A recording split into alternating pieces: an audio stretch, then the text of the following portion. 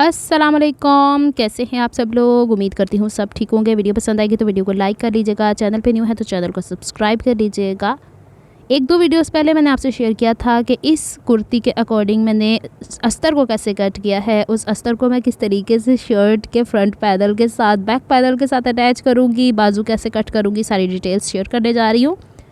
Shirt का front पल्ला ये है। अब इसके गले की तरफ तकरीबन ये पट्टी 2.5 इंच की एक्स्ट्रा इसे हमने कट करना है। गले की जो डेप्थ है उसे हमने कम करना है। शर्ट की लंबाई ज़्यादा है उसे कम करना है। फिर इसका पैच नीचे दिया उसे उधेड़ के दोबारा से लगाना है। बहुत सारे काम है। फिर इसके बाद हमने इसके बैक के हिस्से की कटिंग करनी, वो भी मैं ज़रा दिखाती हूँ। तो सबसे पहले हम लोगों ने इसके बॉटम पे ये जो पैच दिया हुआ है बड़ी बड़ी सिलाइयों के साथ इन लोगों ने जोड़ा हुआ है, उसे मैं कर देती हूँ, उधेड़ लेती हूँ। अच्छा, मेरी ना ज़बान आजकल बोलते बोलते स्लिप हो जाती है, तो इसको ज़रा थोड़ा सा माइंड ना कीजिएगा, क्योंकि बस मैं क्या ही बताऊँ आपको कि क्या ही चल रहा है। चलें जी, हम लोगों ने ये पैच अलहदा कर दिया है। इसका ऊपर वाला हिस्सा फोल्डेड था तो फोल्डेड ही रहने दिया। नीचे वाले हिस्से पे हमने इसका 1/2 इंच का मार्जिन रख के कपड़े की कटिंग कर देनी। ये भी इन्होंने बड़ी बड़ी सिलाइयों से फोल्ड किया हुआ था। अच्छा, चाहते हैं ना कि अगर हमारे पास लंबाई कम थी कुर्ती की तो हम इसको बढ़ा के लगाते, लेकिन मैं नहीं बढ़ा के लगाना चाह रही। फिर इतने जोड़ जोड़ हो जाते हैं ना, इतना awkward लगता है, मुझे तो बिल्कुल ही बदनुमा लगता है। यहाँ पे इसलिए छोड़ रही हूँ कि इसके ऊपर मैंने जब चौक दामन के ऊपर पाइपिंग लगानी है तो उसकी लुक थोड़ी सी दामन पे भी आ जाए, वरना अगर इसको भी गुम कर देती तो क्या ही फ़ायदा रह जाता। चले जी, अब मैंने शर्ट का फैब्रिक लिया है, इसको चौड़ाई के रुख पे फोल्ड करके देखते हैं आया पैनल्स की कढ़ाई बराबर है कि नहीं। शुक्र अल्हम्दुलिल्लाह सारी बराबर है। मेरे पीछे तोते तूते जो है ना, उन्होंने रट मचाई हुई है।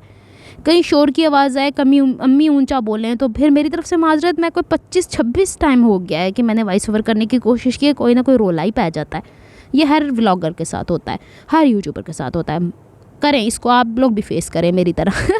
तो अब हम लोगों ने इसे चौड़ाई के रुख पे फोल्ड करके अच्छे से आयरन करना है। आयरन मेरी जो है ना कपड़े नहीं जलाती है, इस वजह से मैं इस पर दबा दबा के आयरन करती हूँ। और मैं देख रही थी इसके अंदर से ही कि भाई पैनल आगे पीछे ना हो जाए। चौड़ाई के रुख पे इसे फ़ोल्ड कर दिया है और फोल्ड पे निकल आना, यहाँ पे तिरछापन यही होता है। अब मैंने इसे बिछा लिया है और इसके ऊपर अस्तर जो कटा हुआ था फ्रंट वाला वो बिछा लिया। और अब शोल्डर से लेकर नीचे तक नापना है। इसमें जो मैंने 41 इंच तैयार चाहिए तो मैं तकरीबन 43 इंचज़ या 42.5 इंचज़ पे कट कर रही हूँ। क्यों भला? फ्रंट के पैनल पे कढ़ाई है, काफ़ी हैवी है। इस पे जो नीचे पट्टा लगेगा वो भी काफ़ी हैवी है, तो इतनी ज़्यादा लेंथ बढ़ाने की क्या ज़रूरत कि लटक लटक के नीचे जाए। चले जी, यहाँ पे हमने निशान लगा लिया है। इसके बराबर हम लोगों ने इसकी काटू काटू कर लेनी है। अब आपको पता चलेगा कि अनीला अस्तर वाले कपड़े लेते हुए क्यों इतना चीखती है। हर कपड़े की अलग कहानी होती है। ये कपड़ा भी तिरछा निकला है। मेरी सोच थी कि बैक के दामन पे से पतली पट्टी लगा दूंगी। देखेंगे, अभी मैंने इसे साइड पे रख दिया है, जब स्टिचिंग की बारी आएगी ना तब एक दफ़ा और देख लेंगे। अब जनाब, इसी तरह फोल्डेड हिस्से पे ही मैंने फ्रंट के पैनल की जो फिटिंग कट की थी, आर्म होल हो गया, यहाँ पे मेरे पास साइड की फिटिंग हो गई, वो कट कर लिया है। अच्छा जनाब, यहाँ पे मैं आपको बताती हूँ, सैटरडे का दिन है, आज मैंने ऑफ़ किया हुआ है। बेसिकली है ये कि आइस चेकअप थोड़ा सा था, तो उसकी वजह से मुझे जब आंखों में लाइट वगैरह जाती है ना तो मुझे इरिटेशन होती है, तो मुझे एक दिन का रेस्ट चाहिए होता है। इस वजह से मैं नहीं जाती और मैं ऑफ़ कर लेती होती हूँ कभी कभार, बहुत ज़्यादा नहीं। मतलब ये अब आंखें चेक करवानी थी ना भाई, आईसाइट ख़राब भी हो जाती है इस वजह से। तो उसमें फिर मैं ये काम करने बैठी थी, क्योंकि अक्सर बहनें पूछती हैं आप इतनी बिजी रहती हैं उसके बावजूद आप कैसे टाइम मैनेज कर लेती हैं। तो मैनेज करने के लिए कुछ तो कुछ आड़ा बाड़ा करना ही पड़ता है। कभी रात को काम करती हूँ, कभी सुबह उठ के, आजकल खैर सुबह तो उठा ही नहीं जाता, पता नहीं कैसी रूटीन हो गई हुई है, लेकिन रात को देर तक काम कर लेती होती हूँ जो मुझे करना। अगस्त के महीने में मैंने बहुत ज़्यादा वीडियोज़ नहीं बनाई, मैंने अपने आप को रिलैक्स दिया है। इंशाल्लाह सितंबर से हम आएँगे मैदान में दोबारा।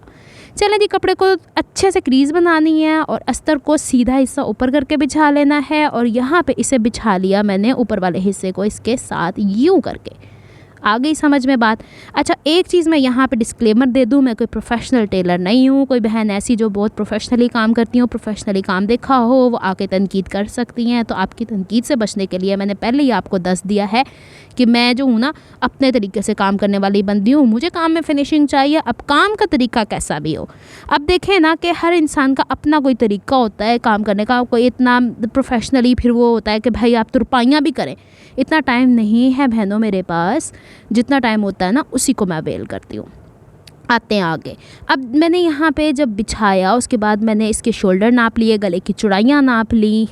ये जानना ज़रूरी है, क्यों भला? गला अगर सेंटर में ना हुआ, इतने मेहनतें करने का, बिछा बिछा के कटिंग करने का कोई फ़ायदा नहीं है। शोल्डर से पहले मैंने छोटे छोटे पोर्शंस लिए हैं, UHU की मदद से पेस्ट किया है। इसके अलावा मैंने आपको डबल साइडेड टेप से भी पेस्टिंग बताई है। इसके अलावा मैंने आपको सुई धागे से भी काम करना सिखाया हुआ है ड्रेसिंग मेनिया के ऊपर या शायद व्लॉग्स के ऊपर। दोनों ही चैनल मेरे हैं, ऑब्वियसली दोनों जगह मैं ही काम कर रही हूँ, तो मैंने ही सिखाया है। अच्छा जनाब, यहाँ पे अब हम इसको पेस्ट कर लेते हैं और यहाँ पे जल्दी जल्दी इसका काम बिल्कुल आखिर तक। अब देखें ना, मैंने वो वाले हिस्से यहाँ पे पेस्ट किए हैं जो सिलाई में आ जाने हैं, कोई फ़र्क नहीं पड़ता, ओवरलॉक में ये कट जाते होते, नो इश्यूज़ एट ऑल। तो इससे ये क्या हो जाता है ना कि आपको वो दिक्कत नहीं रहती, वो परेशानी नहीं रहती कपड़ा उठा। अभी मैं उठा के आपको घुमा के दिखाऊँगी, ज़रा निकलेगा नहीं, निकलता है दोबारा UHU लगा दे। ये देखें, हो गया ना काम। चलें जी, फ्रंट का पल्ला हो गया है हमारा रेडी। अब बारी आती है बैक के पल्ले की। अब हम इसे चौड़ाई के रुख पे एक दफ़ा फ़ोल्ड करेंगे। हाय, इसकी लंबाई में अगर कोई खामी है उसे हम कट कर लेंगे। ये लीजिए जी, ये है जिसके अंदर दुपट्टा भी है। अब कमीज़ की चौड़ाई से ही बाजू निकलनी है, तो मैंने क्या किया कि जो शर्ट बिछाई हुई थी इसे उठा लिया, दुपट्टे वाला कपड़ा मैंने चौड़ाई के रुख पे फ़ोल्ड कर, इसमें बैक का पल्ला भी है, दुपट्टा नहीं मैं ख़राब कर रही, इसे मैंने चौड़ाई के रुख पे फ़ोल्ड कर लिया है। चौड़ाई के रुख पे फ़ोल्ड करने के बाद मैंने देखा है इसमें कहीं कान तो नहीं। जब कान नहीं, इसे टेबल पे, पूरे टेबल पे बिछा लिया है। बिछाने के बाद मैंने क्या किया है, शोल्डर की तरफ से भी 1 इंच एक्स्ट्रा कपड़ा ले लिया है, दामन की तरफ से भी 1 इंच, क्योंकि पिछला हिस्सा मैं दोबारा बता रही हूँ, इस पर ज़्यादा एम्ब्रॉयडरी नहीं है, हवा में उड्डी जाता है, इसे थोड़ा ज़्यादा रख लीजिएगा। अब मैंने ये इस तरह जस्ट रखा है और इसकी लंबाई से तकरीबन 1.5 इंच कपड़ा ज़्यादा काटू कर लिया है और दुपट्टा जो बचा है ना उसको साइड पे कर दिया। आंटी आएंगी, उनके हवाले कर दूंगी। मैंने आपसे पहले भी शायद बताया हुआ है कि वो गई हुई हैं, उनकी बच्ची ने शादी होकर पंजाब जाना है, तो वो वहाँ पे काम करने गई हुई हैं। अक्सर माँ ऐसे ही करती हैं, दूसरे शहर में जब रिश्तेदारियाँ होती हैं तो वहाँ जाके जहेज़ पूरा कर आती हैं। साड़ी माँ ने भी इंज ही कीता सी, वड्डी भैन दी दफ़ा। अब मैंने बैक के अस्तर को अच्छे से इस्त्री कर लेना है। जो बैक का फैब्रिक है उसको भी इस्त्री करके क्रीज़ निकाल लेनी है। बैक का अस्तर जो है ना सीधा हिस्सा ऊपर करके बिछा लिया और कोने से इसका मैंने फूलों का हिसाब किताब रख के इसे बिछा लिया और अस्तर के मुताबिक मेन फैब्रिक को काटू कर दिया।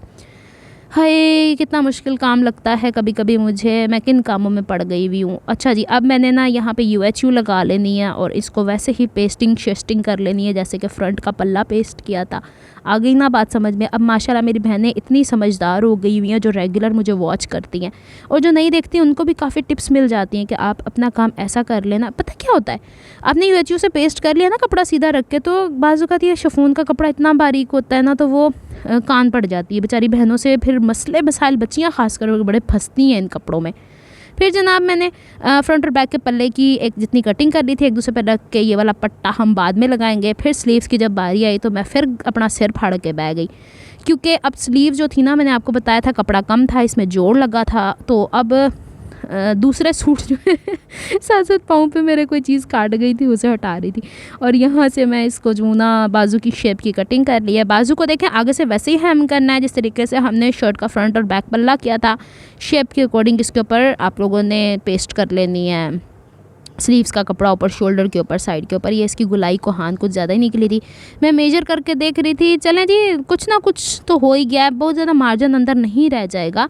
स्लीव की तरफ आधे इंच ही रहेगा फ्रंट की तरफ से इसे काट के, और मैंने यहाँ पे देख लिया था कि इसकी चौड़ाई के मुताबिक मेन फैब्रिक है कि नहीं है, तो है भाई। इसकी कोहाने जो साइड से निकली हैं इसीलिए मैंने अस्तर इसके ऊपर रख के बिछाया था। इसे निकाल देते हैं और बस अभी मैं इसको पेस्ट कर दूँगी ऑफ द कैमरा, क्योंकि मुझे फ्रंट से हेमिंग करनी है। इतना ही सब कुछ था जो मुझे आपसे शेयर करना था। अब मैं इंशाल्लाह कोशिश कर रही हूँ कि इसको जल्दी से अपलोड करके वीडियो को इसकी स्टिचिंग स्टार्ट कर दूँ। बच्चे आ गए स्कूल से घर, आज मेरी छुट्टी है, मैं घर पे बैठी हुई हूँ, और इससे पहले मज़ीद हुल्लड़ बचे। मिलती हूँ नेक्स्ट व्लॉग में, अपना ख्याल रखिएगा, मुझे दुआ में याद रखिएगा। अल्लाह हाफ़िज़।